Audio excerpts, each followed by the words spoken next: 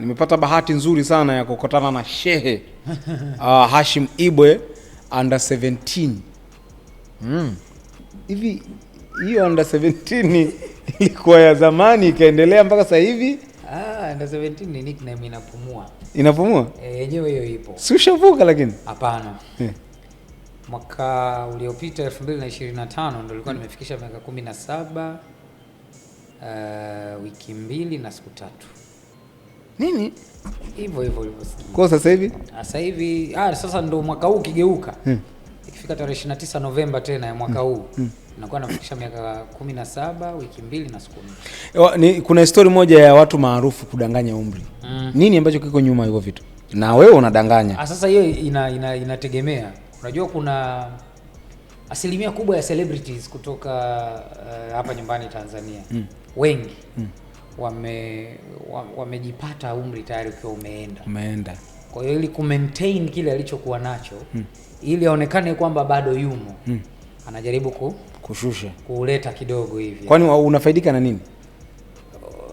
Wakati mwingine nafsi ikifurahi tu maisha yanaenda. Basi wewe ni mmoja wapo. Sababu hapo ni unaudanganya. Wewe ni mmoja wapo. Hapana, mimi sijai kudanganya umri wangu. Sasa miaka 18 sasa hivi? Sasa hiyo si nimekupa maana ya nickname yangu. Okay. Kwa maana yake wewe ni rahisi kutaja umri wako? Sio rahisi hivyo lakini above 30. Above 30. Above 30. Kwa 30 something inawezekana. 30 something. Okay. Karibu sana ndugu yangu. 30 something na 30 something. Mimi niko kwenye 30 something. Something bado. Something bado. Bwana, karibu Bongo 5 ndugu yangu. Bwana shukrani. Hii ofisi yetu kwa mara ya kwanza umefika mzee? Yep. Set kali. Nimekuja kwenye podcast. Niwahakikishie wale ambao mlikuwa mnasema Mando mgumu kuongea naye, leo anaongea na mfupa hapa.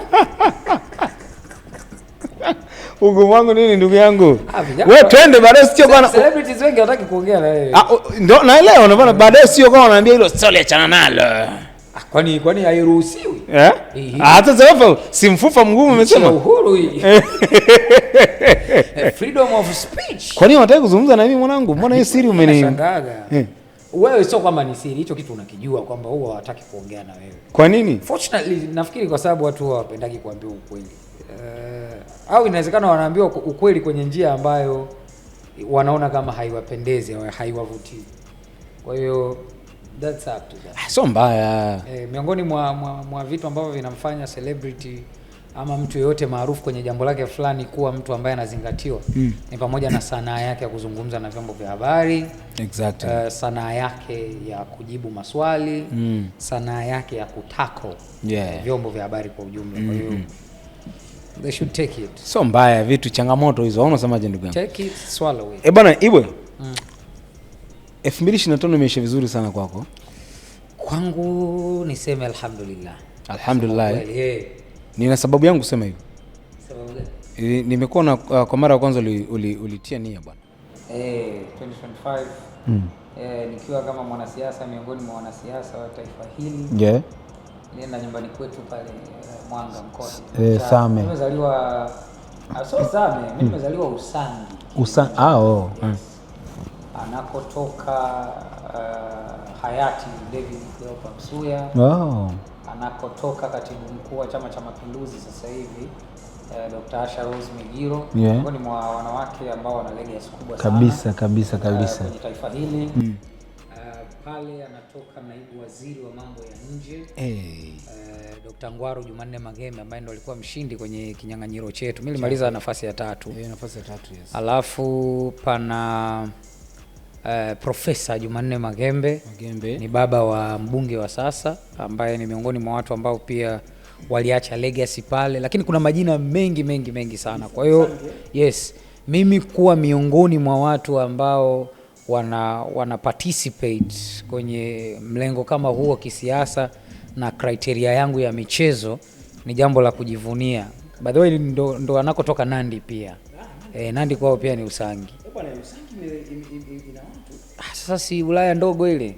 Hali ya hewa nzuri, vijiji vizuri, maendeleo mbele kwa mbele.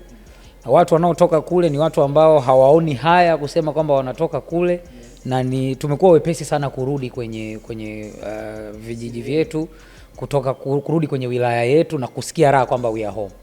Yeah. Haikukatisha kama utarudia tena? Hapana, mimi siwezi kuacha.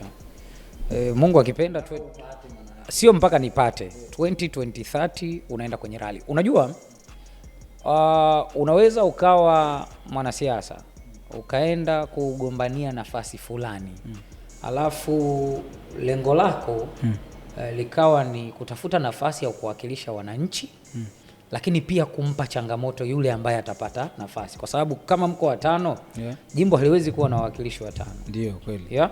So sisi tulienda tuka challenge tulikuwa watu 41 wakapunguzwa wakafika watu sijui tulibaki watu 8. Sorry.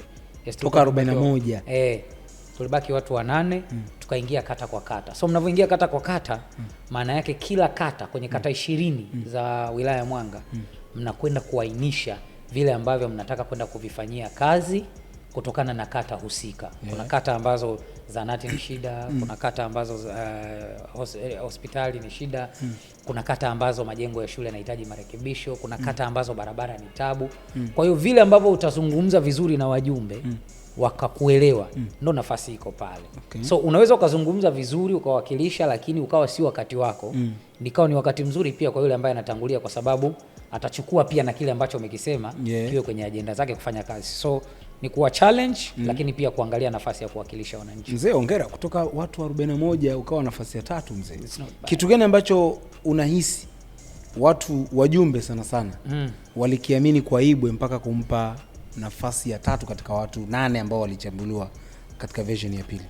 Okay, hapo sasa kamati ya siasa ya wilaya, kamati ya siasa ya mkoa na kamati ya siasa ya taifa, ile halmashauri kuu, wao ndo wanakuwa wanahusika na mchakato wa kuchuja majina kutokana na CV ambazo mnazisubmit. Waone kwamba katika hawa watu tuliokuwa nao kwa CV zao na ushawishi wao nani anaweza kubeba bendera ya chama chetu. Kwa hiyo wanawachagua kama vile sasa kutoka 41 mpaka watu 8. Pengine waliangalia wakasema watu 8 wana sifa zinazofanana. Ibwe, kabla hujaendelea, wewe unahisi una sifa kuwa kiongozi? Definitely. Mimi nimekuwa kiongozi maisha yangu yote. Kwenye upande gani? Au nyumbani? Hapana. Nyumbani mimi ni kiongozi mzuri kwa sababu kwanza kwetu mimi ni firstborn. Okay. Yeah, alafu mimi tangu shule ya msingi ni kiranja tena wa maeneo muhimu. Kiranja wa afya, kiranja wa mazingira, sekondari Al-Haramain pale nilikuwa waziri wa michezo. Umepiga Al-Haramain? Mimi nimesoma Al-Haramain. Nilikuwa waziri wa michezo, nilikuwa mwenyekiti wa debate club ya shule. Kwa hiyo nafikiri ni kitu ambacho kinatengenezwa kutoka hapo. Wakati naenda kusoma uandishi wa habari DSJ pale, pia nilikuwa kwenye panel ya viongozi wa serikali ya wanafunzi. Wakati ule niko na Gilbert Johannes alikuwa waziri wa elimu, Mohamed alikuwa finance minister, wote wako Azam TV hao. Alafu kuna sisi ambao tulikuwa wizara ya michezo. Yeah, kwa hiyo ni kitu tu ambacho unakuwa nacho. To me I believe I have qualities of a good leader. Okay. Watu wengi wamekufahamu Ibwe. Hata mimi nimeanza kukufahamu kupitia Azam. Uongo mbaya. TV. TV. Nafikiri kulikuwa na mchujo fulani wa watangazaji Ilikuwa wewe, Ahmed Abdallah. Ahmed Abdallah alikuwa ni msimu mmoja nyuma kabla yetu. Kabla ya wewe? Yes. So ile ndo nilianza kumfahamu Ibwe pale, ukaingia kwenye kutangaza na nini. Watu wengi wamemuona Ibwe pale. Watu ambao hawamfahamu Ibwe before ya kuja Azam. Ibwe alikuwa anafanya nini na alikuwa nani? I mean kabla ya kuwa mtangazaji. Kwenda Azam. Kuwa mwanahabari. Mimi nimefanya vitu vingi sana. Na namshukuru Mungu kwamba alinipa hiyo karama. Sidhani kama kuna kitu kinachohusisha kamera na mic kinanisumbua na sijafanya. Kwa hilo nasema pia alhamdulillah. Okay. Nimefanya sanaa ya filamu. Nimefanya sanaa ya muziki. Kwenye production, kwenye kuigiza, production, kuimba, production pamoja na kumanage kwenye muziki. Kuimba kabisa, yani muziki. Kuimba mimi nimeimba kabisa. Yani wewe ulikuwa msanii? Sio msanii pase. Yani nina hobby na passion na kuimba. Kwa hiyo kuna wakati inabidi kabla hujaingia kwenye maji. Unajua kanuni ya kuingia kwenye maji? Unapima. Ni lazima kwanza ukiwa tayari umeshazitoa uweke kwanza miguu hivi. Uangalie ubaridi. Ukishaupata ule ubaridi unaacha ubaridi uadapti mwili. Mwili uadapti ile hali ya hewa. Unasogea kidogo. Unaweza kaingia ovyo ovyo kapigwa shock. Kweli Sasa mimi pia kwenye music nilikuwa na mwanangu mmoja pale DSJ anaitwa Ibrahim Mgutu. Na waziri wetu wa michezo by then alikuwa anatusupport sana. Rais wa serikali ya wanafunzi anaitwa Norbert Maloko. Na msaidizi wake Magesa DSJ Laurian Marwa. Au ni watu ambao walikuwa yangu nakumbuka viongozi wao wote. Mimi nakumbuka kwa sababu those guys were very humble. Walikuwa humble sana. Au jamaa unaweza ukaenda na wazo ambalo hata kuna muda kichwani wewe mwenyewe unaliona ni la kipumbavu. Lakini akikuangalia hivi anasema ngoja tuone potential yake. Anakupa nafasi ufanye. So tulitunga wimbo rasmi wa DSJ mimi na Ibrahim Gutu. Mimi ndo nilikuwa lead singer. Yaani ukiniona mimi ndo nilikuwa Michael Jackson. Unakumbuka? Not really, nilishasahau. Unakumbuka majina ya viongozi wimbo unasahau? Penda shule yangu chuo changu. I don't remember the lyrics well, but iko ina hiyo mistari mitatu. DSJ nakupenda chuo changu. Ulitunga mwenyewe? Tuliandika wenyewe mimi na Ibrahim. Ibrahim ni mtaalamu wa ala za muziki. Kwa hiyo tukatengeneza kagenge ketu. Tukaanza kufanya hivyo vitu shule, but kiachana na muziki pia. Nilikuwa nafanya sanaa ya filamu. Kuigiza mimi mwenyewe. Nimerudi karibuni kwenye kuigiza, nafanya series ya Uba. Nimeona Kibaka mmoja hivi. Hatari. Halafu kuna production pia, kwa najifunza pia kuandika. Wakati ule tunafundishwa na Gabo Zigamba Mtoni Mtongani kule. Kuna kundi moja linaitwa The Africa. Kwa vile vitu ulikuwa unafanya before ya kwenda hata DSJ. Hapo kabla hata chuo sijaanza. Hilo deal ulipataje? No, tulikuwa na group tu mtaani. Yaani hiyo group tuliamua tu kuianzisha. By then ili mtambulike kwamba mnafanya kazi za sanaa kwa kueleweka, ni lazima muwe vikundi. Ili mtoe variety. Kuna wacheza ngoma mle, kuna wapiga ngoma, kuna wapiga muziki, kuna wanaocheza hizo stage plays, kuna wanaofanya drama plays, kuna vitu kama hivyo vidogo vidogo vingi. Kwa tulikuwa kundi la watu kama 50 hivi. Tunakutana kila siku jioni saa 10 kwenye ukumbi mmoja hivi huko maeneo ya kule Mtongani. Tunafanya mazoezi, tunapeana script, tunafanyia kazi na nini. Bad luck tulifanyaga filamu moja tu. Kipindi kile zinavuma sana filamu zile za porini, filamu za kutisha. Yes, tulifanya moja inaitwa Masharti ya Babu. Kijana mmoja hivi mtukutu hivi, muziki sana, Totos. Ndio ilikuwa vitu vyangu kwenye hizo series. So from there onwards ndo ilikuwa take off. So nilifanya 2009 nilipomaliza form 4, 10, 11, 12. Nilivyoingia chuo DSJ nikawa nimeanza sasa. Unajua ukishaingia chuo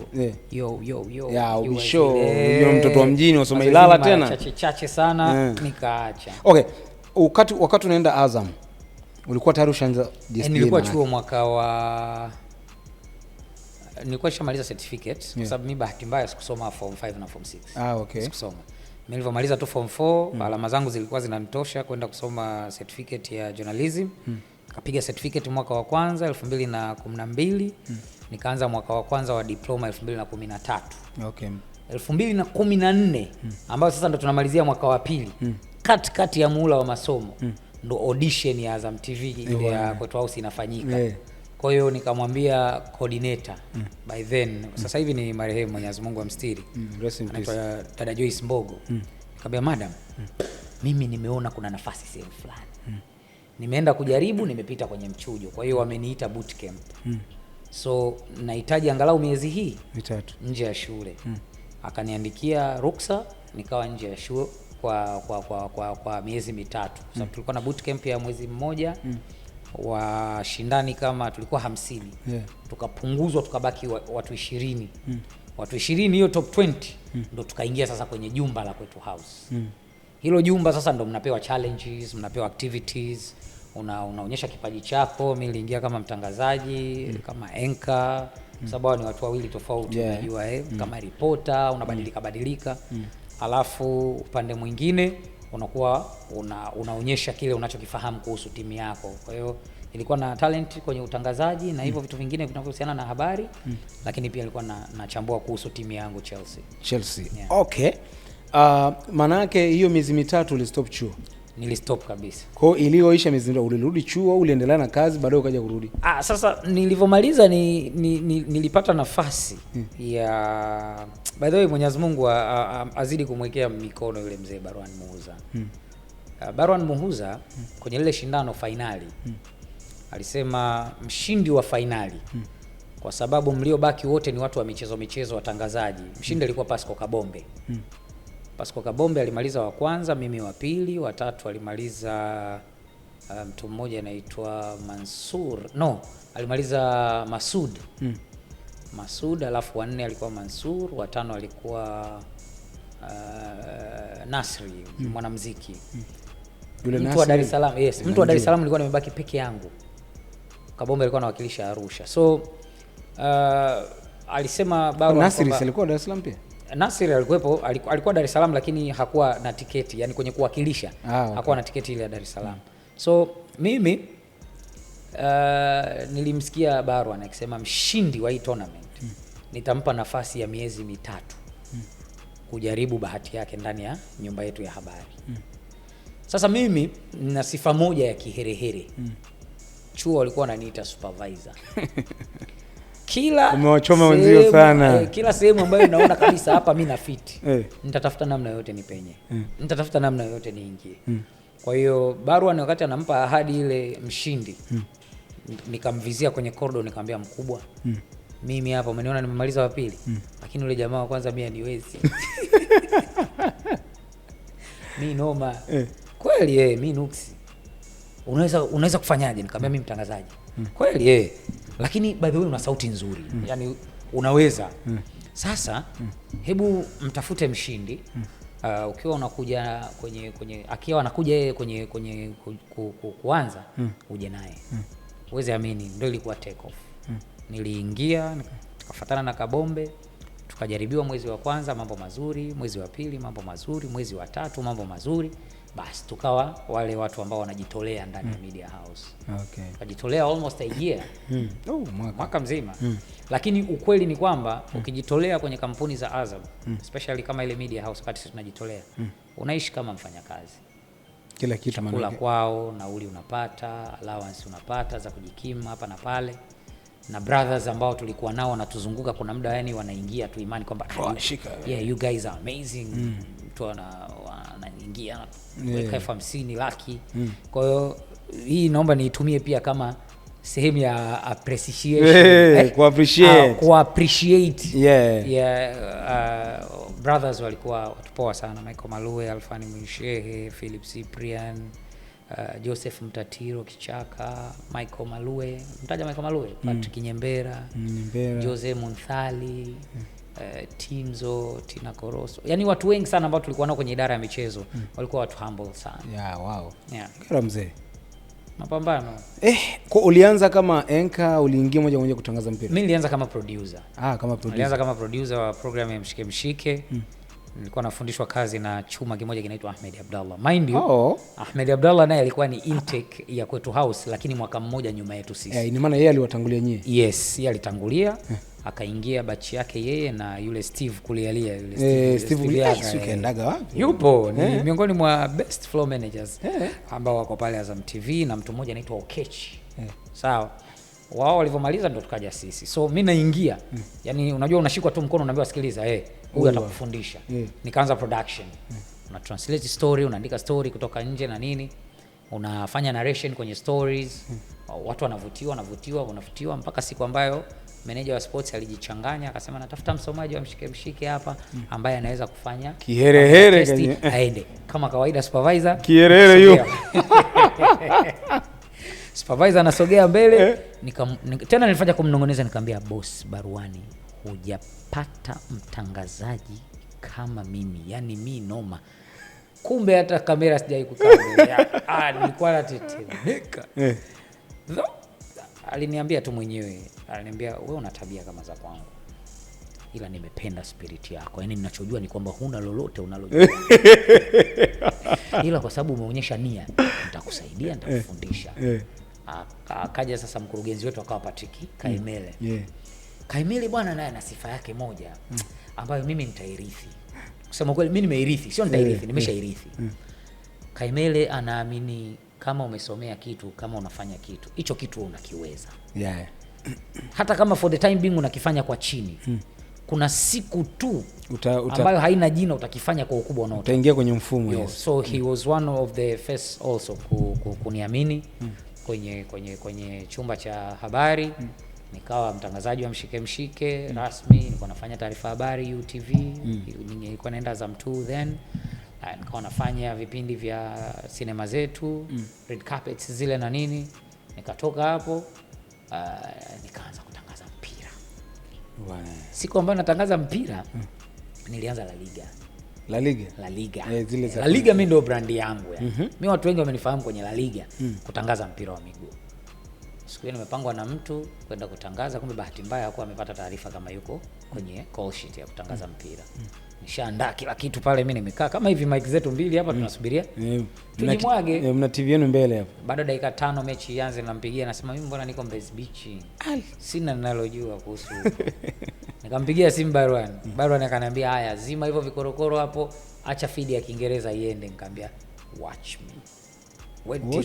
Wewe mzee niangalie leo ndo hapa, yani leo unanifukuza. Yani alikuwa anataka yani msitangaze kwa Kiswahili. Tusitangaze kwa sababu sasa mimi experience ya kuwa commentator namba 1 sina, mimi na experience ya kuwa commentator namba 2. Namba 2 ambao kuna mtu anakuongoza bwana nikabumba mechi ikaisha. Ikafuata mechi ya pili nikabumba. Sasa nasikia raha, sinapenda kutangaza, nasikia raha kutangaza. Nikabumba mechi ya pili. Akanipigia kesho yake akaniambia njoo ofisini. Jana ulitangaza mechi lakini haikuwa nzuri sana. Though spirit ni ile. Mshike umesha master, watu wanakupenda, wanaenjoy kuona kwenye taarifa habari. Anza kufanyia kazi commentator number 1. Piga commentator number 1 La Liga nikashika. Kila mtu anaangalia Azam TV sasa nasikia raha. Anamtaka Ibwe. Yes. Siku hiyo nimekaa hivi, sina hili wala lile. Niko tu newsroom pale nasubiria muda wangu wa kwenda nyumbani. Boss Kaimele ndo mkurugenzi wa idara anakuja ananiambia, "Wewe bwana, unatangaza vizuri La Liga. It's about time sasa uende kwenye local football. Kwa hiyo kesho utasafiri na crew inayokwenda Mwanza, unakwenda kutangaza mechi ya FA nusu finali Mbao dhidi ya Simba." Bwana. Ulikuwa na wish lakini alikuwa Mbao dhidi ya Yanga, sorry. Anafunga goli Pius Buswita. Ndo hilo moja, Yanga out.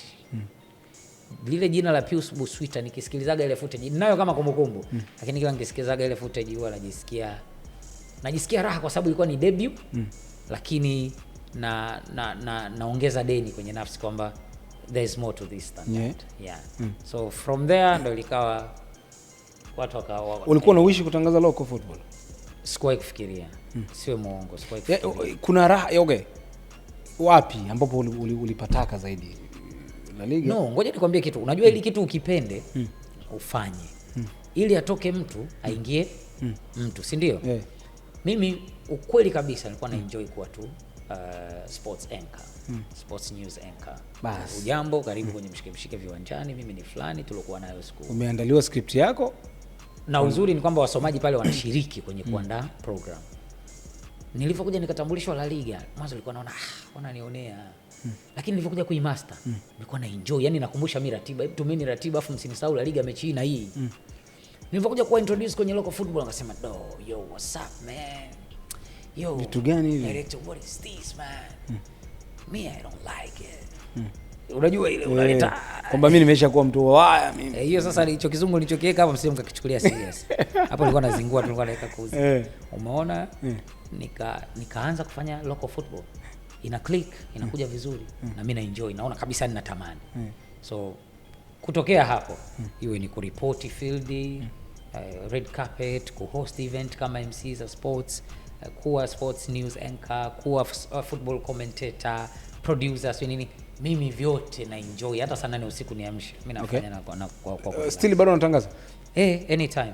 Sasa hivi nafanya local, nafanya tu international games. Nafanya La Liga, nafanya AFCON, naweza kufanya CHAN, FA ya England. Kwa sababu hizo zinaonyeshwa zote pale Azam TV. Lakini kwa mpira wa miguu hapa nchini, since sasa hivi ni afisa habari wa Azam FC, siwezi kufanya kwa sababu unaweza unaweza kaja kuwa bias. Ilikuwaje ukaingia Azam FC? Yani kuingia kwenye mpira, yani ukawa msemaji Hivi ni afisa habari msemaji? Afisa habari. Na za kazi? Ni mkurugenzi wa idara ya habari. Wewe ni afisa habari. Mimi ni afisa habari ambaye anabeba cheo cha meneja habari na mawasiliano. Okay. Zaka ni mkuu wa idara ya habari na mawasiliano ya Azam FC. Ni sawa na tunasema mkurugenzi wa kurugenzi ya mawasiliano Ikulu. Okay. Sawa. So ilikuwa story fulani hivi miausho, lakini hata mimi ukiniuliza ilikuwaje mpaka nikawa habari ya Azam FC, I don't recall it well. Ulivutiwa na wasemaji labda vilabu vingine? No. Mimi nilikuwa na nafasi kwenye Simba na Yanga. Huu ni ukweli nakwambia. Nilikuwa na nafasi ya kuwa afisa habari kwenye klabu moja wapo kwenye hizo mbili. Lakini na nafasi unamaanisha nini? Nilisema wali ni approach. Wakaniambia kwamba tunatamani uwe afisa habari wa klabu yetu. Watu gani? Baina ya Simba na Yanga mmoja wapo. Sitaki kuiweka specific ili sije kaleta shida. Okay, sawa. Lakini kwenye hizo klabu mbili kubwa za Kariakoo mmoja wapo ilisha before ya Azam FC, kabla ya Azam FC. So mimi nilisema tu I still have a future na career ambayo naifanyia kazi. Kwa hiyo ngoja tu nikomae huko. So tukaenda kidogo, Ahmed ameenda Simba, Alikamu yuko Yanga, Chukuchuku yuko KMC. Sijui siku ambayo niliamua na kwenda Azam FC. Siku ambayo alinipigia simu CEO wa Azam FC, Popat wakati huo. Bwana vipi, safi, unaendeleaje? Poa. Sasa sikiliza. Mkuu wa idara ya habari amekula bani la miezi 3. Na TFF. Miezi 3. Amekula rungu na amepigwa fine. Kwa hiyo tunatafuta backup ya interim media officer wa muda. Nikamwambia kwa hiyo tunakutaka wewe. Nikamwambia nianze lini? Maana wazo la bosi ndio inavyotakiwa kuwa. Ndio order. Yani, ushauri wa bosi ndio order. Hivi hapa unajua hii mic ingesogea hapa hivi. Hapo bosi ndo kashasema isogee. Kwa hiyo mimi alivyoniambia tu Popat nikakubali, nikaingia fanya kazi kwa miezi yangu 3. Muda ulipoisha nikamwambia bosi mimi nimemaliza muda. Akaniambia klabu imevutiwa na unachokifanya, kwa hiyo utaendelea kuitumikia klabu. Okay. Basi. Ibwe, safi, naongera mzee. Kazi zinaonekana na watu wanafurahi. Unajua nyie mmekuja kubadilisha huu mpira. Sisemi nyie tu, ina maana naongelea wasemaji wote. Yaani kupendwa na kila mtu. Unajua sasa kwenye mpira kuna watu ambao ni mashabiki wa mpira kama Azam, wachezaji kina Faisal, lakini kuna watu ni mashabiki wa Ibwe, mashabiki wa Ahmed Ally, Alikama na vitu kama hivyo. Maana yake nyie kuna ladha mmekuja kuileta. Hichi mmekitoa wapi nyie? Unajua Ulaya tunaangalia mfano. Hakunaga watu kama nyie. Ulaya hakuna, lakini wana utamaduni wao wa soka. Kwa namna yao wanapeleka mpira wao, na sisi tuna utamaduni wetu. Sisi utamaduni wetu ni kwamba timu zitaingia uwanjani lazima zipige utamaduni kidogo. Watu watamwaga vitu vyenye asili ya unga. Si kama uongo na kweli. Watamwaga vimaji nini. Tuna tradition zetu kwenye mpira wetu ambazo zinafanya watu wapende mpira wetu. Okay. Miongoni mwa vitu ambavyo vimekuwa introduced lately ni upande wa ofisa habari. Okay. Zamani kidogo alikuwa mtu mmoja anaitwa Tobias Kifaru. Alikuwepo mwalimu Masau Bwire. Alikuwepo pia Hassan Mvula na African Lyon ambaye alikuja kuwa baadaye commentator wa mpira wa miguu wa Azam FC wa mechi local, lakini awali alikuwa reporter wa Azam FC. Alafu kuna nani mwingine? Hizi timu kubwa hawakuwa naye. Hizi timu kama Manara alikuwa Jerimuro na Manara walikuwa na charuana kipindi hicho Simba kama nakumbuka, na Yanga. Alafu kuna mwaka ambao Haji Sunday Manara na nimpe maua yake. Mimi ni rafiki yangu binafsi, ni kaka yangu, ni mshikaji wangu. Ni miongoni mwa watu ambao tunazungumza vitu vingi, na ni shauri na support sana vitu vingi sana. Haji ameacha legacy, ametengeneza legacy ya hii criteria ya kuwa afisa habari wa club. Kuna standard aliset ambayo wakubali wakatae wote tunapita humo. Sio wakubali, sema tukubali. Si ndo nasema mimi kwa sababu nimeshaafiki. Najua watu watapinga. Lakini watakao kubali na wasio kubali wajue ukweli ni kwamba mnapita kwenye njia za Manara. Aliseti standard ambayo wote tunapita humo. So anasema una mambo ushauri sana. Huwa tunazungumza sana. Huwa tunazungumza sana. Mimi naamini kwenye kujifunza kutoka kwa mtu ambaye ni eneo lake. Watu wanasema nyie ndo mnaharibu mpira. Kwa nini? Mnaongelea maeneo na majukumu ambayo sio ya kwenu. Kwa mfano, kuzungumzia injuries za wachezaji. Yes. Hiyo sehemu gani ya kitaalamu wewe kwenye mpira? Msemaji kama Hashim Ibwe anaruhusiwa kwenda kutoa taarifa za mchezaji kuwa injured. Hiyo sasa tunaita chain of command. Chain of command ni namna ya kuwasiliana ndani ya taasisi kwa kufuata mtiririko rasmi wa vyeo. Taarifa itatoka kwa CEO, itakuja kwa pengine kwa uhakiki wa mwalimu, head coach. Head coach atamkabidhi team manager. Team manager yeye ndo anaileta kwenye meza ya idara ya habari kwamba jamani, waambieni watu kutoka juu taarifa ni hii.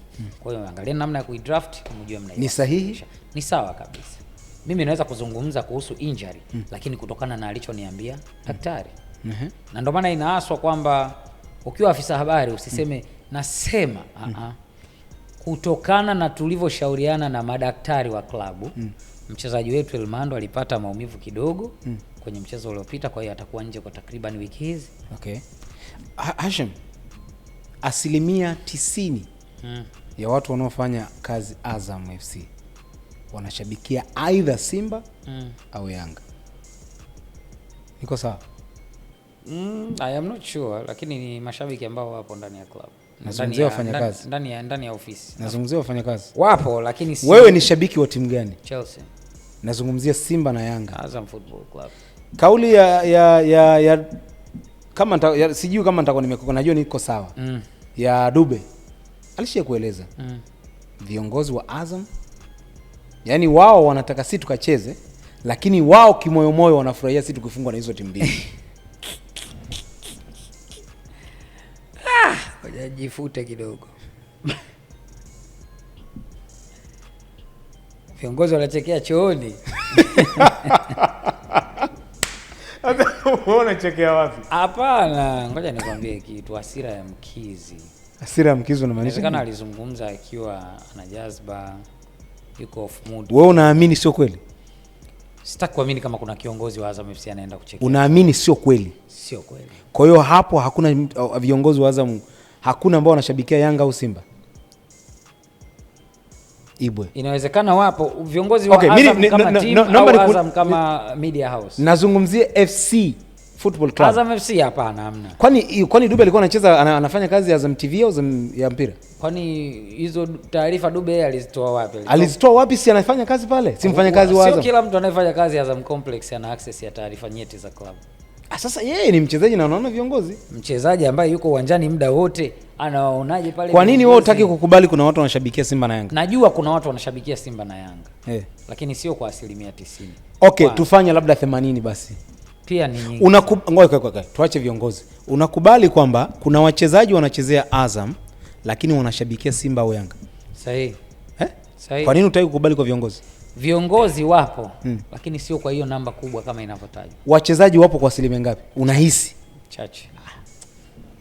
Ibwe bwana. Ibwe bwana. Unataka nikudanganye? Ibwe bwana, hapo ndo unanidanganya mie. Bana, Ibwe. Kwa asili ya mpira wa bongo, hakuna mtu sio shabiki either Simba au Yanga.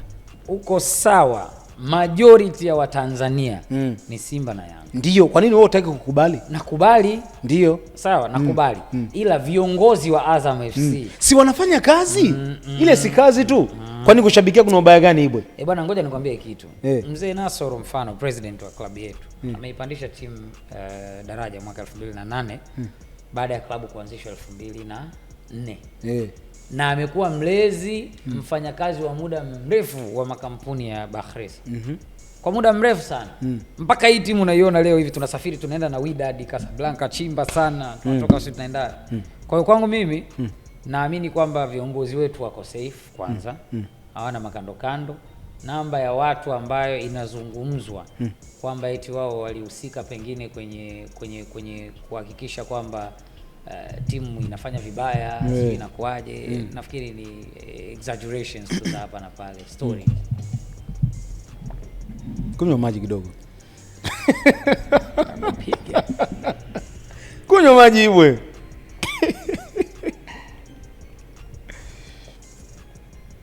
Ibwe. Nikuhakikishia maji ni matamu kaka. Sana. Ibwe, tuko kwenye mfungo mtukufu wa Ramadhan. Umefunga? Mfungo wa mwezi mtukufu wa Ramadhan na wenzetu pia wanafunga kabisa. Wewe ni shabiki wa Yanga? Hapana. Ibwe umefunga? Hapana. Basi wewe shabiki wa Simba? Hapana. Mimi mpira nimeanza kujifunza 2015. 2015. Yaani umeanza kujifunza vipi? Nimeanza kujifunza mpira 2015 ili nianze kutangaza mpira kwa. Aha, ulikuwa unajifunza ila sio kwamba umeufahamu mpira. Hujanielewa. Mimi nakuwa mpaka 2015 vitu vyangu ni muziki na filamu. Okay, Chelsea umeanza kushabikia lini? 2008, finali ya FA. Sasa wewe unazungumzia mpira gani? Mpira wa Ulaya ulikuwa unavuta interest za watu wengi. So wewe wakati unaenda Ulaya Bongo kulikuwa kuna mpira? Ulikuwepo, lakini sio kama zama hii ambayo yuko Azam TV. Ukitaka mpira tena wanakuambia Ibwe, wanakuambia mpira wa zamani ulikuwa ni hatari sana kuliko sasa hivi. Kwa sababu sasa hivi Ibwe, watu wanaiangalia Man City, watu wanaiangalia sana Man U. Yaani kuna access ya kufuatilia mpira wa Ulaya. That's why mashabiki wengi wanaweza wakakomaa Ulaya kuliko hata loko. Na hata zamani. Hiyo 2008 nakwambia mimi. Kwa nini wewe unakataa kuwa shabiki wa Simba au Yanga? Ndo najaribu kukuelewesha sasa. 2008 tunaangalia mechi ya FA. Mimi na jezi yangu ya Auto Glass, jezi namba 25 kwa Zola. Sawa, ndio nilipewa zawadi na nafikiri ndio iliniambukiza kuwa shabiki wa Chelsea. Okay. Drogba ananyoa United extra time. Sawa? Ndio maisha yangu yakahamia kwenye kushabikia mpira. Na sio kama nilikuwa nashabikia. Okay, wewe ulikuwa unafuatilia timu gani? Tutue kwenye kushabikia. Ulikuwa unafuatilia timu gani hasa? At least. Ndio hiyo Chelsea. Nazungumzia Bongo sasa mimi sikuwa nafuatilia kwa sababu gani? Mpira by then ulikuwa haunyoshi kwenye TV. Kwa Bongo sasa una timu? Sina. Mimi chama langu ni Azam FC sasa hivi. Nakwambia Ibwe. Chama langu sasa hivi ni Azam Football Club. Sasa hivi Chelsea yenyewe hiyo 2008. Sio kwamba ndo ile kindakindaki. Nikiona mimi napenda naangalia. Okay. Yes. Okay. Nini ambacho kinakufurahisha kuhusiana na Simba na Yanga? Utani wao, mimi napenda ule utani. Unatamani? Na utamani sana ule. Unatamani uwe na mtani? Mimi naye tayari. Nani? Mtani wa Azam FC ni Yanga. Umesema unapenda utani wa Simba na Yanga? Napenda utani wao. Ila wewe huna mtani? Mimi mtani ninaye. Mtani wangu mimi ni baina yao kwa sababu gani? Wakicheza wao kwa wao inaitwa Kariakoo Derby. So wote wanatoka Kariakoo. Nikicheza na Simba inaitwa Mzizima Derby 1. Nikicheza na Yanga inaitwa Mzizima Derby 2. Hiyo Mzizima Derby, Mzizima ni kumaanisha Dar es Salaam. Mimi ninachomaanisha ushindani tunazungumzia mpaka kimafanikio. Of course ni sehemu ambayo tunataka kufika wote. Ila still bado hamjafika. Hatujafika bado. Uchanga wetu kwenye mashindano yote ambayo tunacheza, klabu ndo kwanza na miaka 21. Okay. Unapenda namna Ahmed Ally na Ally Kamwe wanavyotaniana? Sana.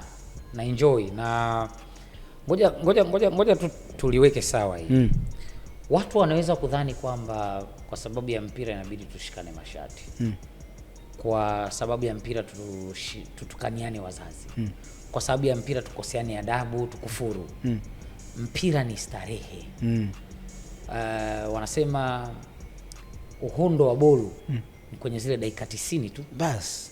Lakini heka za maandalizi ya hiyo dakika 90 ni wiki moja kabla, na shangwe la kushangilia ni siku 2 mpaka 3, inategemea kapigwa nani. Okay.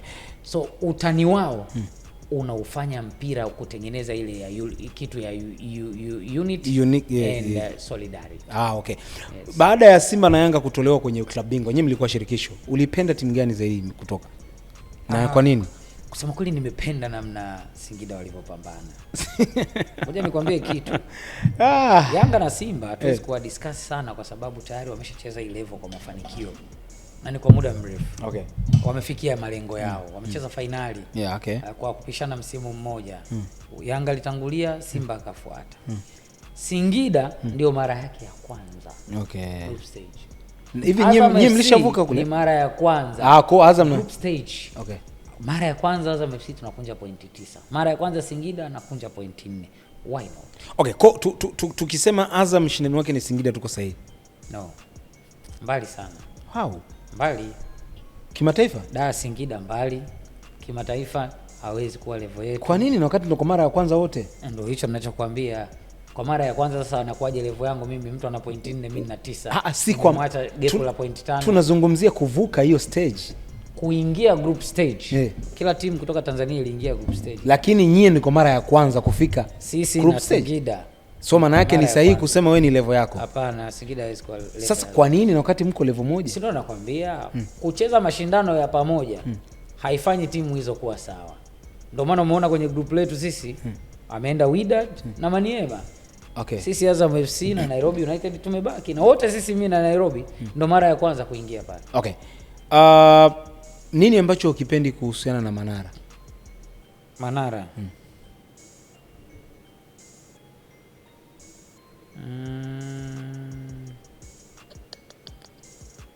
Sidhani. Haiwezekani. Yaani kwamba kila kitu kinachofanyika kiko sahihi? Hapana, ila Manara ana sukari sana. Mimi kaka yangu ana sukari sana. Sasa sisi huku tunaweza tukawa tunaita sukari, lakini kwa upande wake ni namna alivyoumbwa, ni uumbaji wa Mwenyezi Mungu. Kwamba kasoro ndogo ndogo zinaleta perfection ya sisi kama wanadamu. Haji mnaweza ukazungumza kitu hapa hajakuelewa kidogo tu pakawa msala. Mshakuzungana? Ashakuzingua au niseme? Mimi na Haji hatujagombana. Kabisa hatujawahi. Ni rafiki yangu sana, ni mshikaji wangu, ni brother ambaye ana vitu vingi sana kwenye tasnia yetu na anatupush sana kufanya vizuri. Unatamani kumuona anarudi tena kwenye mpira? Anytime. Kwa sababu bado hapa anadaiwa huko. Kuna sehemu nahisi nyie mjefika, akija anaweza kaja kuongeza kitu. Sisi tumeshafika kila sehemu. Lakini kila mtu ana standard yake. Okay. Yule Haji unawezekana ukamleta leo Azam FC au kampa hata na Mungo yule. Mkao mkimsikiliza akiongea unaweza kusema anaongea kuhusu Barcelona. Okay. Ibwe. Sawa. Tuachane mambo ya mpira kidogo bwana. Tusiende sana kimpira. Mimi kiukweli sikutaka niongelee mambo ya mpira sana. Lakini naona kama unanitamanisha yani. Achana mambo ya mpira. Achana na mambo ya mpira. Tuachane nayo kabisa Ibwe. Hivi Ibwe umeoa? Mimi nilishawahi kuoa. Na nimeoa pia. Ulishawahi au umeoa? Nilishawahi kuoa, mimi nishaoa.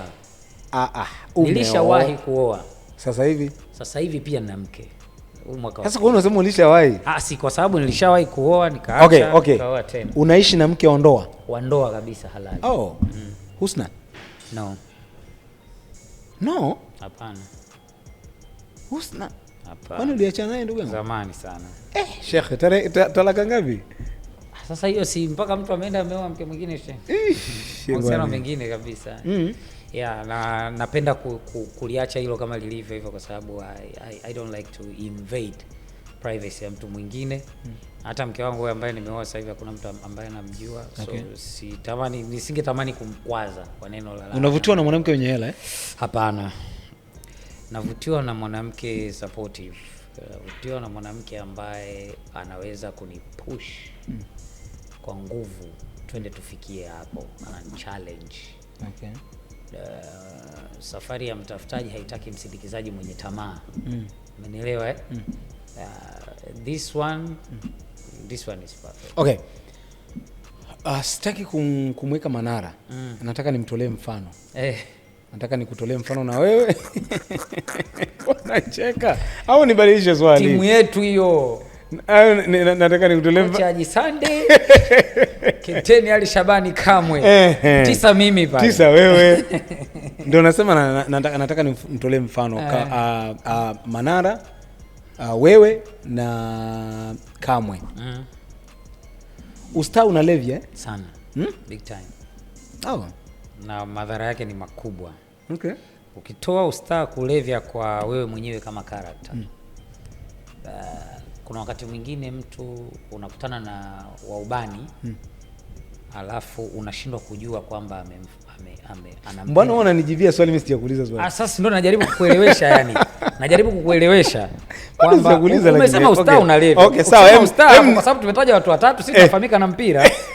Kwa hiyo ni mimi, Kamwe na Manara. Nimetaja timu. Nielezee. Lakini ukitoa hawa na ustaa kulevya. Kuna hawa wanaokutana nao kama wenzao. Wanampenda yupi? Yes. Do you love the guy from the TV or you love the guy you met? Okay. Hii ni shida. Shida kabisa. Research yako imepata jibu gani hapo? Mimi nafikiri ni miongoni mwa vitu ambavyo vimenitesa sana. No. Perception ya mtu ambaye anakuwa nayo kwenye TV kwamba you know this guy humble, he's humble, cheshi. Wanasahau kuna Hashim wa TV, kuna Hashim wa nyumbani. Ni maisha ya kawaida. Mimi nikiwa nyumbani naikaga hivi. Kabisa anasema mbona sio huyu? Lakini sio kwa mke wangu. Kwa mke wangu sijiwezi, unanichonganisha. Unabadilika kwa nani? Watu tu wanaonizunguka nyumbani. Kwa sababu ukiwa vile vile unapokuwa charming on TV, watu wataifanya kuwa weakness. Okay. Lakini usimvunjie mtu heshima. Usimkosee mtu adabu. Ishi maisha yako. Enjoy kile ulichokuwa nacho nyumbani. So huyu ambaye unakutana naye akijua kwamba amekutana na Hashim yupi, maisha yanakuwa mepesi sana. Unahisi ustaa unasababisha labda mtu ambaye ni maarufu, nazungumzia mwanaume, kumnyanyasa kihisia mwanamke? Sasa unamnyanyasa wakati wa manyanyaso. Kwa nini nyinyi mnaona kuacha? Mimi naamini ndoa ni utulivu. Ndoa ni starehe. Ukiwa umeingia kwenye ndoa ukapate raha.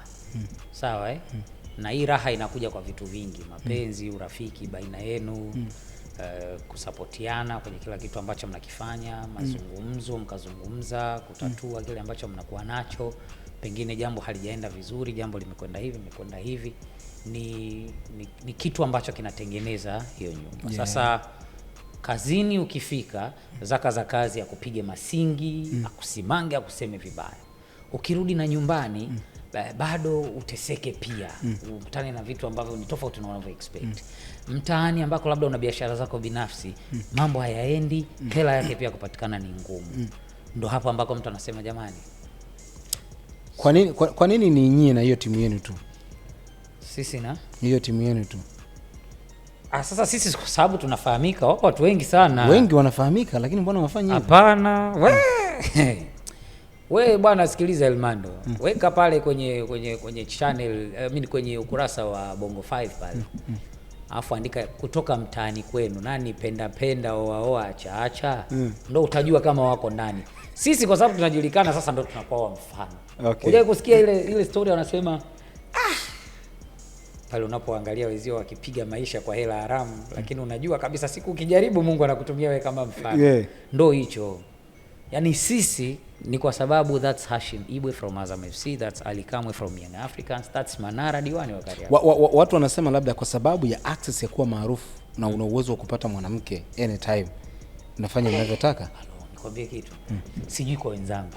Ila kama umewahi kukutana na mtu kibri. Sio kibri kwamba ni tabia yangu, lakini kumaintain tu kwamba chochote hapa kinaweza kutokea, shida inaweza ikaja. Wazee, mimi mpaka leo wazee wangu wanatetemeka hivyo wakisikia neno lolote limeandikwa baya kuhusu wewe. Yaani hata ile vile tunavocharuana Simba, sijui umewapiga Simba, umewafunga Yanga, sijui ukaandika tu pale kakitu, bahati yenu watu wanapokuja kufurumusha zile comment. Mimi mama yangu mpaka leo hajai kuelewa, ile nakaka sema wewe tutakuja kuniua na pressure. Sasa ushawaza ukiwa na tabia ambazo hazieleweki za hivyo. Kwa hiyo mimi najaribugi sana kujiweka pembeni. Ndio maana saa nyingine wanasema yule kaka anajiona. Ila wanaonijua wanajua mimi. Kwani wewe kwa mfano Ibwe, ukienda kumapproach labda mwanamke unaona ulitoka kuacha, huwa hakukumbushi kwamba mbona uliona ukaacha, ukija kuniacha na mimi maybe, lakini na of course nakumbushwa hiyo. Unamwambia nini? Wakati mwingine mimi huwa natoa room. Kwa mfano mke wangu nilimwambia nimeshapita hizo scenario mara mbili. Ni scenario ngumu. Lakini wewe unanifahamu mimi. We've been socializing for a while. Mpaka tumefika hatua hii. Unakaa na mimi hapa. Tutafika hatua utaniambia kwamba je, kile kinachozungumzwa na mimi niliyeketi hapa ndivyo ama sivyo? Zamani nilikuwa nikilala zangu tu nimeamka na raha zangu, shemeji yenu mnamkuta asubuhi Instagram. Zamani. Lakini sasa hivi na miaka miwili. Nobody knows my wife except for family na marafiki wachache sana wa karibu wa familia. Nini ambacho kilisababisha? Nafikiri Mungu anapenda hivyo. Mungu anapenda watu ambao wanaficha neema zake. Mungu anapenda watu ambao wanaficha baraka zake alizowagea kwamba hii ni jambo la maana ninakupa, hebu litunze. Kwa wanawake zako hawa ambao umewaoa, Unatumia muda gani kukaa nao before ya ndoa? Hapana. Kiango kwanza kabisa we dated for a while. Kutokea chuo. Yeah. Lakini mke wangu sasa hivi nimeenda kwa Sheikh Walid, nikamwomba shehe wa mkoa, nikamwambia baba nataka kuoa, akaniambia nakupeleka pa kwenda kuoa. Kapelekwa nyumba hii hapo. Sasa wewe mpendaji. Yaani nikwambie kitu, mimi Muislamu Sheikh. Mimi ni Muislamu Sheikh. Alafu ni Mwafrika. Mtanzania. Alichoniambia mzee wangu kwamba this is it. Mimi I take it. Sasa mwanamke alikupenda? Kaka. Au ndio ikakupendea maarufu? Hapana. Kwanza sasa nakuchekesha. Nimeenda kuoa sehemu ambayo hawajui nafanya kazi gani. Hawanijui. Walikuja kujua baada ya ndoa. Kweli? Wallahi nakwambia, Mwenyezi Mungu shahidi. Roki Arabu nini? Najulia wapi? Hilo ninalijulia wapi Sheikh? Sheikh. Unanimegea madini nini hapo hivi Sheikh? Unanimegea madini nini Sheikh? Naangalia hapa. Wanaangalia wakati. Nilikuwa naangalia wakati. Mimi nakwambia ukweli. Ninaenda kuoa sehemu ambayo hata mtu yoyote hajui nafanya kazi gani. Bwana walikuja kujua baada. Na inawezekana hiyo ni sehemu yako sahihi Mungu alipokupangia. Alhamdulillah. Mashaallah shawana. Alhamdulillah. Hashim. Wewe haukujihusisha sana na muziki. Kwa namna ulivyonipigia story, sio kwamba ni mtu ambaye alikuwa anajihusisha sana na muziki. Ilikuwa ni chuo tu wakati tunasoma. Chuo. Wewe au unataka kuniambia kitu ndugu yangu? Chuo nilijihusisha na muziki nikaacha. Nikaja nikaingia Azam TV. Nilipoingia Azam TV, mimi ni sehemu ya timu ya management ya International Ali Kiba. Okay. Ndio swali langu lilikuwa nakuja hapo. Wewe na Ali Kiba ilikuwaje? Ali Kiba mimi na yeye ni washikaji zamani. Mimi na Ali Kiba tunajuana sasa. Tunarudi tena kizazi cha 2000. Mimi na Ali Kiba tunajuana kuanzia 2007, 8. Nini ambacho kilikutanisha na Ali Kiba? Tulikutana kwa sababu ya mpira wa miguu. Mamangu alikuwa na sehemu ya kuuzia chakula pale maeneo ya Gerezani pale walikojenga kituo cha Mandokasi pale. Kulikuwa na nyumba zile kota zile. So kuna nyumba moja inaitwa ya Bibi Dula. Naye alikuwa ni sehemu ya gang ya Team Kiba by then. Bado haya matimu hayapo. Tulikuwa tunakutana pale tunacheza mpira na nini. Sasa tunajua wasanii hao. Tunaona kwenye video. Unajua tu unajisogeza tu huko kwenye ile crew na brothers wa Keko Mwanga kule walikuwa ni sehemu ya hizo team. Kwa hiyo tunafuatana tunafanyaje? Akishakuona mtu mara 2, mara 3, mara 4, sio rahisi tena kuanza oya nitakuita Elmando. Kwa hiyo ujamaa wetu ulianzia huko kwa sababu ya mpira. Yeye alikuwa anacheza Mwiba, sisi nilikuwa nacheza 11 Fighters. Tukaanza mdogo. Kwenye mpira naye aliomo yangu ndugu yangu. Kidogo, so sana. Mimi mpira ni passion. Napenda mpira. Sio mchezaji wa kiwango kikubwa hicho kama ambavyo naweza kutangaza, hapana. Okay. Kuna muda nilisikia Wasafi walikutafuta, Wasafi Media. Walinitafuta kwenye nini? Tuondoke hivyo. Wasafi Media walitafuta kwenye nini?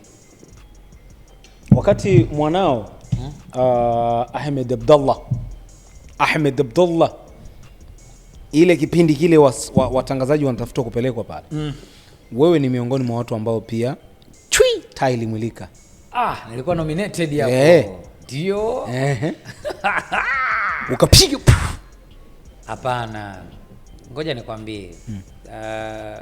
Mimi mwenyewe nilisikia kwamba nimekuwa nominated miongoni mwa watu ambao wanakwenda kwa watangazaji wa kwanza wa Wasafi Media, especially kwenye eneo la michezo.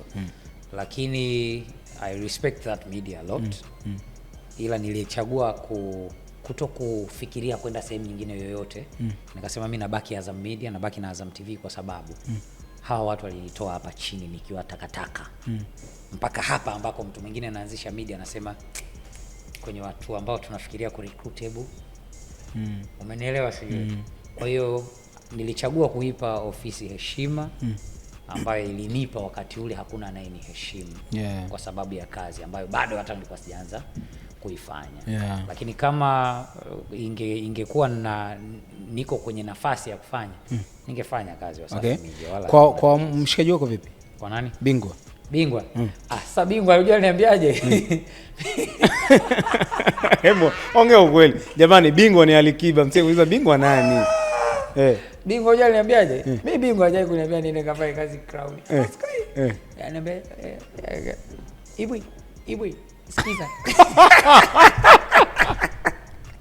Wewe ukija hapa wewe utanisumbua. Sauti ya bingwa hiyo. Hiyo sauti ya bingwa kweli Ibwi hiyo. Ali akasema ananiambia wewe wewe bwana wewe sikiliza bwana. Wewe mimi nikikuleta hapa wewe utanisumbua wewe. Upande gani? Kwa hiyo Crown mimi hajawahi kunitafuta. Kwamba eti njoo ufanye kazi kwetu, hapana. Ila tulishawahi kufanya huo mzaha na bingwa mwenyewe na Alikiba. Studio pale. Tulikuwa tuko studio tu tunafanya recording sessions na nini. Si hivi nani alichomeka hiyo pasi? Alikuwa Aba. Alafu bingwa huyu mkali sana huyu. Mchukua mtoto huyu. Wewe utasumbua wewe. Tukawa tumeishia hapa, lakini I've been very supportive kama ninapotakiwa kuweka mchango wangu, however inavyotakiwa. Naweza Ibwe wao walikuwa na Alikiba toka kipindi kile mambo ya utimu yanaanza ile timu kabla ya utimu haujaanza. Hit song Cinderella. Ibwe. Nakwambia, kwani unanionaje? Mimi nakwambia 30 jumlisha hapa. Bwana miaka 17 tu sasa hivi ana 48. Ana 48. Kazidi 17 48. Just kidding. Sasa hiyo natania, bingwa bado mdogo ndio kwanza kafikisha miaka 36. Sasa mbona unapunguza sana? Sasa 17 una ngapi sasa? Sasa nimemwekea 17 kwa sababu ya under 17. Okay. Ulikuwepo kipindi kile? Mimi nilikuwa naye muda mrefu sana. Ulikuwa unaonaje hiyo issue? Kidogo tu tujaribu kukumbushia. Issue gani? Hiyo issue ya ushindani na nini? Of course yani sasa muziki unakuwa muziki gani kama mshindani? Kama muonyeshani kazi. Wewe ukitutumua msuli wa video, wewe tutumua msuli wa maandishi. Wewe ukitutumua video vixen wako mkali, wewe tutumua director la sound. Wewe mkashuti Marekani. Ndio muziki unavyotaka. Muziki ulivyo. Kwa hiyo mimi swala la watu kushindana kwenye muziki. Wewe ulikuwa upande gani? Wapi? Mimi niko upande wa muziki mzuri. Muziki mzuri uko wapi? Kwa Alikiba. Baba. Ngoja nikwambie mimi napenda muziki mzuri. Honest kabisa. Mimi nasikiliza nyimbo za wasanii wote. Sana kwa sababu Ali mimi ni rafiki yangu. Obvious lazima mtu yote atakuja atasema huyo kwa sababu Ali mwanae.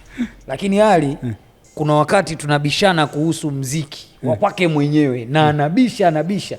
Baadaye unakuja unatoka, unamprove kwamba ulikuwa sawa. Ndio unamsikia bwana afu kweli bwana. Kwa mfano Bingwa wakati anafanya comeback yake ya kurudi mwana kulikuwa na nyimbo hizi. Kulikuwa na wimbo ubaoni unaitwa Hela. Ndio hii Hela hii inaitwa Mwana Hela. Ile Hela. Bingwa anataka hela. Watu wote wanamwambia sisi tunataka mwana. Mbishi yule bwana. No wonder we get along. Na akibisha mkikataa anazira. Anaacha hapo mtajua wenyewe. Na sisi tunamwezea. Akisusa twala. Yaani akishasema sitaki, tunabwaga hapo tunachukua, tunapeleka mzigo tunavyoutaka. Ukiklik unamwona huyu hapa anakuja. Anasemaje? Bwana hii wewe. Umeelewa? Lakini mimi nasikiliza muziki. Nasikiliza muziki wa watu wote. Kwa mfano by then alikuwa Malo, alikuwa moto sana Malo. Squeezer alikuwa moto sana. Fit Q. Wakati ule unakumbuka yeye kwake ya Baucha Records na Rado. Ilikuwa yani nilikuwa nasikiliza variety. Recently ukiniambia nikutajie one of the best songs ambazo nimezisikiliza sasa nakuja sasa unapopataka. Maana unataka tubishane kuhusu Alikiba na Nasi. Mimi sijasema tubishane. Ni kwa sababu unataka nimekuuliza. Na tena unasikiliza nyimbo zote. Sawa, hem twende ulikuwa na mbele mimi nitarudi. Nasikiliza zote. Wimbo wangu bora wa muda wote kutoka kwa Alikiba ni Karim. Kwangu mimi binafsi. Sawa? Na kutoka kwa Diamond ukimwona. Mimi huwa nakaaga nasema no disrespect, lakini nasemaga pamoja na ukubwa wao na kukaa kwenye game kwa muda mrefu, kujua mziki sana, lakini kama kuna sehemu waliandika wakaichukua mioyo yetu ni Alikiba alivyochapa Karim, Nasibu alivyopiga ukimwona. Diamond alipiga ukimwona. Mimi nasikiliza huo nasikia sana. Mkiwa na Bingwa huwa mnasikiliza nyimbo za Biggie? Mara chache. Sasa kama hiyo kimoja akiwa hayupo yeye, sio akiwa hayupo yeye, Ali anasikiliza hizo nyimbo media hizi Ali anamsikiliza Diamond, Ali anamsikiliza Nasibu. Ukimwona mimi ndo nakwambia ndio nyimbo Alikiba pendwa ama ndio wimbo anaopenda kusikia. Mimi sinasema hapa ukimwona. Hivi vitu vinatoka wapi? Najulia wapi? Ibwe tuje kwenye ukweli. Mimi ni tuache mashabiki. Wewe kati ya Alikiba na Diamond nani mkubwa? Nani mkubwa? Umri au kimuziki? Kimuziki. Sasa inategemea una analyze wapi kwanza. Ali ameanza muziki muda mrefu, amekaa kwenye game kwa muda mrefu, so mashabiki wake tutakwambia Ali. Diamond ameanzia from nowhere 2009. Nakumbuka mimi ni miongoni mwa watu ambao waliingia darasani, niliwaambia washikaji zangu kaambia, so by then mimi nina simu na Walkman kile. Mimi nilikuwa kweli hiyo oya nyumbani, lakini ushua nilikuwa nao. Nimwambia mtu alikuwa anakaa naye, nikamwambia oya, kuna msanii mmoja nimemwona kavaa kama kisweta chekundu na kitaka kile. Alikuwa nenda kamwambie 2009. Naambia huyu jamaa anajua sana muziki. Afu tukapuuzia. Alipokuja akazipanga zile Mbagala, sijui nalia na wote, sijui nafanyaje. Anasema hiki ni mtu hatari. Kwa hiyo yani vitu ambavyo huwa vinafanya wewe kwako wewe unahisi tukiacha hao watu wanaozungumza strength za Diamond ziko wapi ambacho unahisi bingwa anashindwa sana anapelea mbali? Sasa ukisema niseme anaposhindwa Ali, hii swali gumu. Lakini tuzungumze kila mtu anachofanya kwa upande wake. Sehemu gani ambayo Diamond amewin? Nasibu anajua kufanya muziki possibly currently kutokana na hali halisi tuliyokuwa nayo. Na audience anayoilenga anaweza kuifacilitate vizuri kwamba sasa hivi naenda kufanya muziki na msanii wa Jamaica. Nataka kuiteka audience ya Jamaica kwa sababu next time nataka kufanya labda pengine tour na nini ili nikaonekane hapo. Kwa hiyo ukiniambia Ali ni mwandishi mzuri, ni mwimbaji mzuri, ana melody kali na nyimbo zake zinaondoka kutokana na audience yake aliyoichagua. Diamond promotion very good. Yuko kwenye zone ambayo tuko kutokana na audience yake vile inavyotaka, na kila mtu anafanya vizuri kwa upande wake. So kwangu mimi nafikiri kama waandishi wanataka kuendelea kulichochea moto ili swala, walichochee kwa hao watu wawili, kila mtu apakuliwe nyama zake anavyostahili. Tuwaache wenyewe. Ila kitu gani ambacho wanafanya kazi nzuri? Kitu gani ambacho wewe kinakuumaga sana ukiona watu wanamwandika Alikiba? Upande gani? Kwenda kuiandika familia vibaya. Mimi unajua, ngoja nikwambie kitu. Unataka kujua kuhusu mimi? Hashim, wewe ni mrefu futi ngapi? Nakwambia mimi ni mrefu futi 2. Unaniambia muongo, futi 1.5. Wewe ndo mimi? Ninayekwambia ndo mwili wangu, ndo mimi. Sawa sawa? Wewe unanibishia inakuaje? Ali sio mtu wa vurugu mechi. Ali sio mtu wa nginja sana, sio mtu wa mpute. Watu wanaandikaga vitu vingi sana vya uongo kuhusu, especially sisi wanahabari. Wanaandika vitu vingi vya uongo, peji za udaku zinakuna sana nazi ambazo hazifai hata kwenye mchuzi wala wali. Lakini yeye mwenyewe alivyo mwenyewe ananiambiaga we just swallow our prides, we move on, we live our lives. Mshawahi kukaa na Ali mkamzungumzia Diamond? Nini ambacho mlizungumza? Tulizungumza kuhusu hivi was it kuna tuzo moja kubwa ilikuwa ya nomination alikuwa nominated tuzo moja kubwa hivi. Tena alianzisha mada mtu mmoja tu hivi. Mwingine was it Chi au Kapasta? I don't remember. Nasema tu mimi tunaomba dua hapo inshallah. Inawezekana, unajua zile wasanii wetu tunaenda huko. BET ilikuwa ile? Sio BET, tuzo nyingine kubwa. Tuzo kubwa ambayo Diamond alishakuwa nominated. MVA is it? MTV? MVA, AMVA sijui, AMVCA, AMVCA sijui. Something like that. Lakini kuna tuzo ambayo tushawahi kukaa tu ikapop mazungumzo tukaongea basi. Na sidhani kama Bingwa anamchukulia Diamond hivyo ambavyo watu wanajaribu kupoa. Watu wanasema ukiwa na karibu na Alikiba ukimzungumzia Diamond, Alikiba anaweza kukununia. Au ni wewe? Mimi have been around Alikiba for some time now. Machizi hao. Maana nikasema kuni hizi wanakoka watu ambao hawajui moto unatokea upande gani au moto unaelekea upande gani. Unatakiwa kukinga mtu baridi kiasi gani. Okay. Ali ana huo shamba. Nimeshakaa na Ali muda mrefu. Ni mtu ambaye most of the time ana mind mambo yake, ana mind business zake. Twende tukakutane wapi, tufanye nini, basi amaliza. Hana muda. Okay, unafuatilia muziki ukiachana na Alikiba. Kitu gani ambacho kinakufurahisha kuhusiana na muziki wa Bongo Flava? Napenda kweli ukikaa unakuwa proud. Napenda kuona vijana wanajishughulisha sana kuandika. Kuandika imekuwa ni miongoni mwa sifa kubwa sana. Producers wengi wadogo. Mimi nimefanya kazi na producer mmoja anaitwa Alright.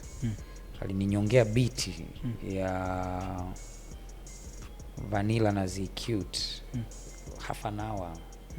Kila kitu complete. Tukaweka na skeleton ya wimbo. Ule wimbo wa Boyfriend. Ndani ya nusu saa.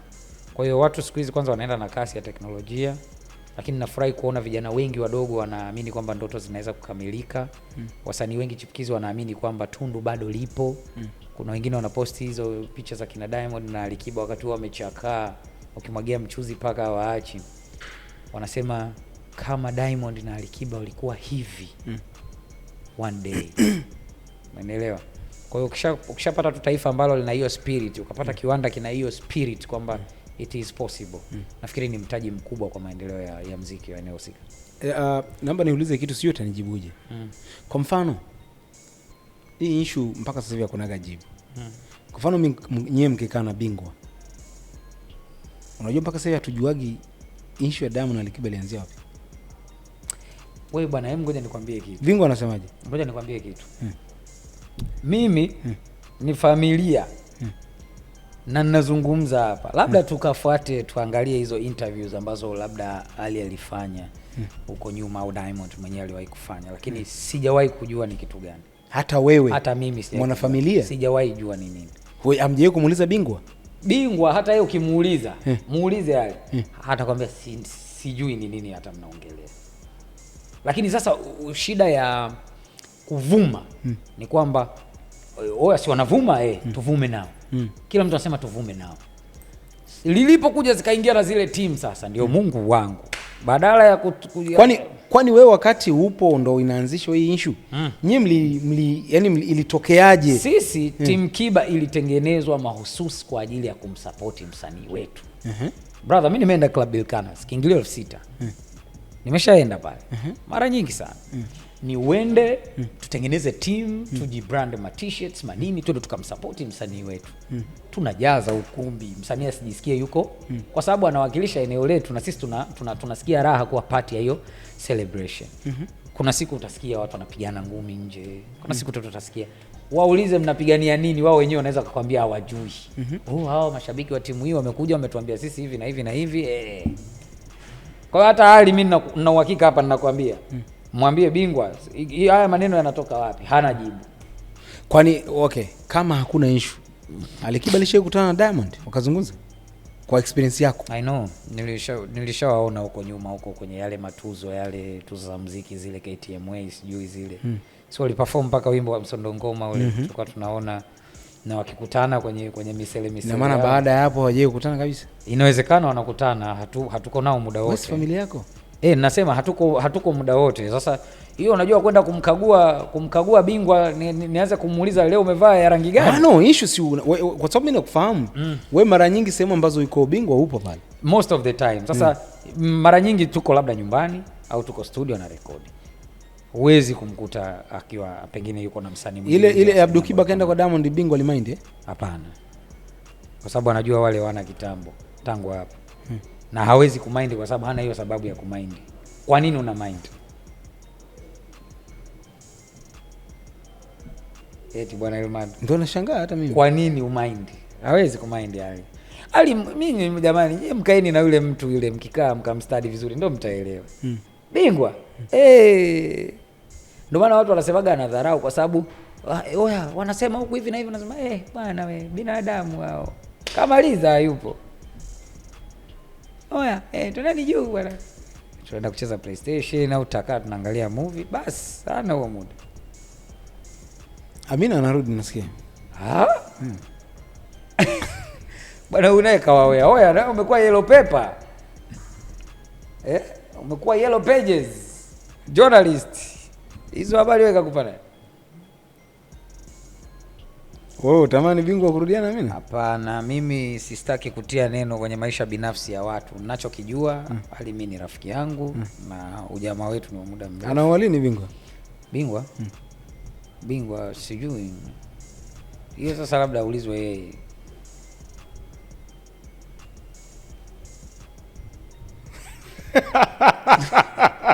Mwacheka kinafiki. Au una chochote unataka kunipa hapa? Hamna hivyo. Hamna hivyo. Mimi nafurahi. Unajua ngoja nikwambie kitu moja hivyo. Wewe ni miongoni mwa watu ambao wako very friendly. Sijui huko kwenye michezo na kwaje. Mimi ndo niko hivi. Yeah, na inawezekana pia kitu ambacho kimefanya ukaweza kuishi na bingwa. Yaani mpaka kuweza kuishi na bingwa. Wewe noma mwanangu. Bingwa hana noma. Elewa msingi wa swali. Chakata swali, jibu swali. Hapo ndo utaishi vizuri na Alikiba. Yaani Okay, kwa sasa hivi Wasanyano unafanya vizuri kwa upande wako hivyo. Kwangu mimi honestly kwanza msanii wa kwanza kabisa ambaye na enjoy kumsikiliza anafanya kitu kizuri sana anaitwa Vanilla. Vanilla ni habari mbaya sana kwa wasanii wengi nchi hii. Sio uandishi, sio melody. Song composition anapendelewa sana. Ni miongoni mwa waandishi best sana. Ukimtoa Vanilla yuko pia Dogo Pattern. Mimi na enjoy sana kumsikiliza Dogo Pattern.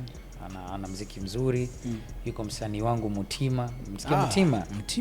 Mutima. Hatari kidogo. Lakini the best kwa wakina dada so far the best kwangu mimi I'll still stick na Zuchu. Diamond bado hajatuonyesha ule moto wake ule moto. Sasa ndo nakwambia hapa hata bingwa kwenye listi yangu hayupo. Hii hapa Alikiba hayupo si mwaka huu umeanza sasa tunaongea mwaka mpya sasa hivi hayupo. Diamond ametoa wimbo unaitwa Natulizana. Mimi ni miongoni mwa watu ambao walishare ule wimbo na akacomment kwa kweli. Yes, wimbo mzuri. Mahadhi makali kichupa. Sawa? Lakini na Diamond ni zaidi ya vile ambavyo amefanya. I believe anacho hicho kitu. Na hajafungulia mbwa sawa sawa. Ila bingwa naye mwaka huu ana ngoma anaachia za kutosha ikiwemo baada ya Ramadhani hapa anaachia mti. Kwa hiyo tutawapimia huko wao kwa sababu wana ligi yao wenyewe kwenye muziki wala sio maneno sio. Unaitamani iendelee ile ligi? Mimi nataka iendelee kwa sababu natamani iendelee. Unajua kwa nini? Kongo, Burundi, Rwanda, Sudani, Ethiopia wanaongea kuhusu muziki wa Tanzania kwa sababu ya watu wawili. Sababu ya Diamond na Alikiba. Why not sasa? South Africa wanajua ukienda pale Tanzania ukisema mimi sijui Alikiba sijui nini. Watu unaulizwa Diamond vipi? Ukisema na huko Diamond vipi? Umenielewa sijui. So mimi natamani iendelee lakini in a very good way. Toa ngoma. Toa kideo. Fanya hivi. Japo sijui hata ilianzia wapi. Au ni nini kiko baina yao? Waja wanataka nini? Ila mimi huwezi amini, mimi nikikutana na Diamond natia gwala, tunasalimiana, mwana fresh. Na uzuri anakuita jina lake, Hashim vipi bwana under 17 inakuaje bwana? Umenielewa? Nikija kwa mwanangu bingwa tunakaa juu, tunapiga PlayStation, tunamoka, tunafanyaje?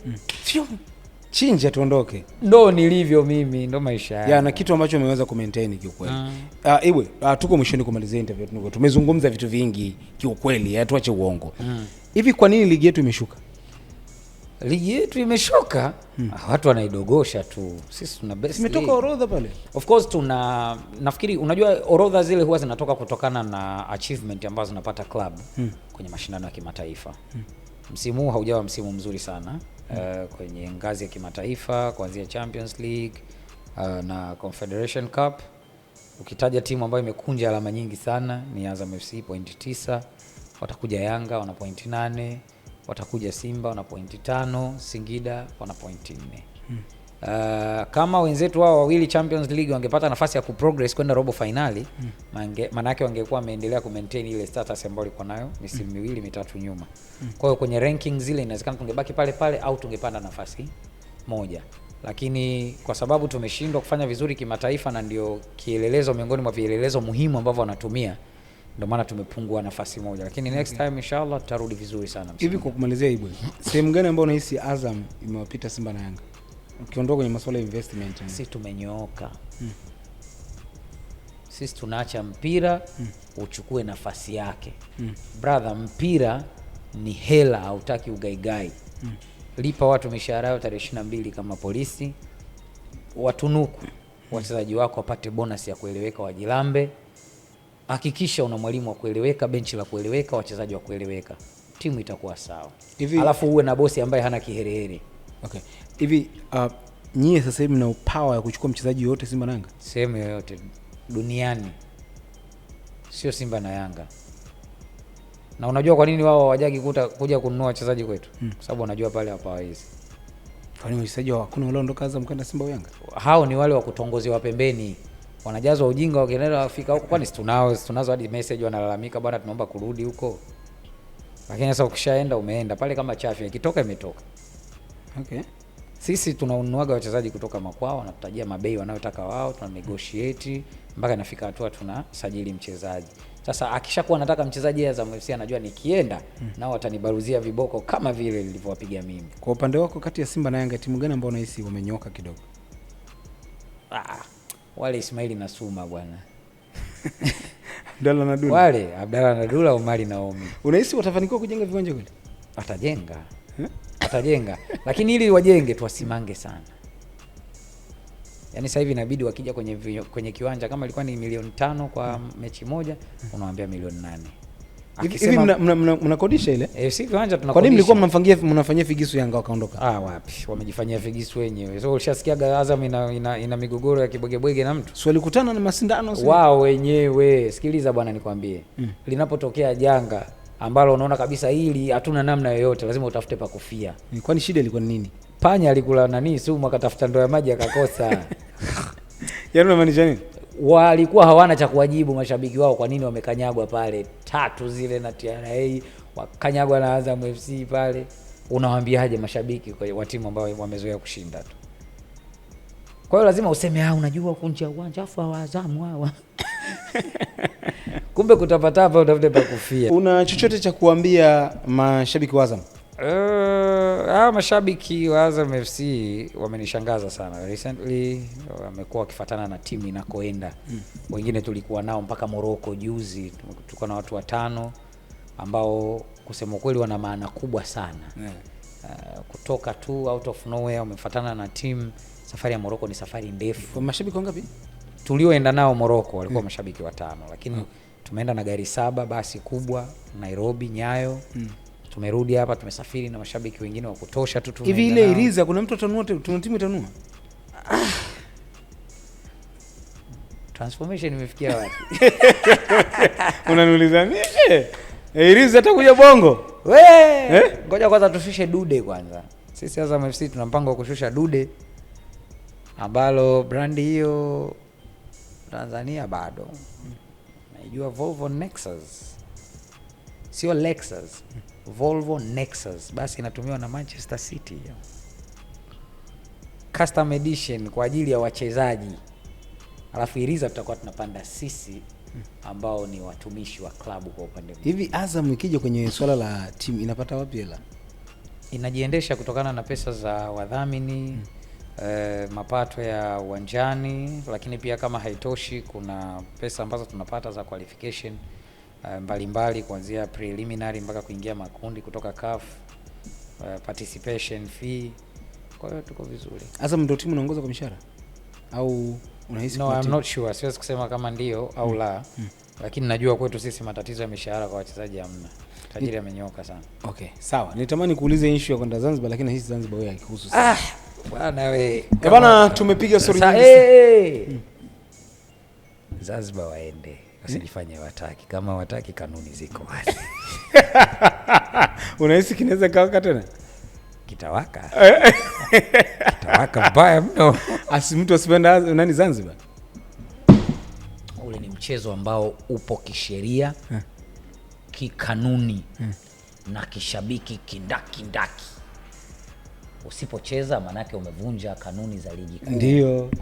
Usipocheza umevunja kanuni za ligi. Ndio. Ukivunja kanuni, sisi tunarudi kwenye msaafu. Kwani wale wewe wajui? Kwani ile msimu uliopita ilikuwaje? Mbona walivunja na hakuna watu waliochukuliwa sheria bwana wewe? Wanavunja kwa nguvu. Watu wanavunja na hakuna sheria inachukuliwa. Nyinyi mkijaribu? Wewe daraja la 4. No. Sisi ni miongoni mwa timu ambazo zinaheshima sana. Kabisa hiyo. Kwa hiyo sidhani kama kuna siku tutajikuta kwenye huo mtego. Honestly speaking. Bwana, nimepiga story nyingi sana na Ibwe. Kiukweli natamani akapumzike mzee. Tumekuja bado hatujafungulia hata iftar hatujapiga, lakini mpaka tumepiga iftar mpaka sasa hivi karibia saa ngapi tumekaa sana, tumezungumza vitu vingi sana. Lakini maji tumejilamba. Maji tumepiga, tumejilamba kiukweli. Na nafikiri ikitokea issue nyingine ya kuzungumza na under 17 tutakaa tena tutazungumza. Au sio? Hii ni Before the Fame na Elmando. Tulikuwa na mwanetu Hashim Ibwe under 17. Ciao.